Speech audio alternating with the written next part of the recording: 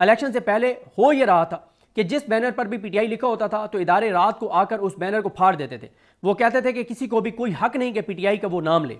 पाकिस्तान के अवाम का वोट और इंतखाब का हक के हक की नफ़ी इसलिए नहीं हो सकती कि मैंने जी इलेक्शन से पहले जो है वो चैम्बर अपील दायर नहीं की। वो जो रजिस्ट्रार ऑफिस ने एतराज़ लगाया था ना, तो जजेस ये कहते हैं कि आपको उस एतराज़ के खिलाफ चैम्बर अपील दायर करनी चाहिए थी।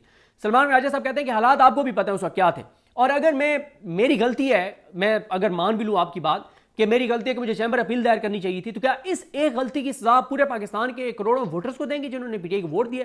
फिर उन्होंने सईद बलोच साहब ने एक बड़ी प्यारी बात किया। उन्होंने कहा कि हाजी अमीन साहब अपने इख्तिलाफी नोट पर डटे हुए हैं और जमाल मंदोखेल साहब अपने नोट का दिफा करते हैं, जबकि 8 जजेस का अक्सरियती फैसला लावारिस पड़ा है। उसका दिफा करने के बजाय जज खुद उसमें कीड़े निकाल रहे हैं।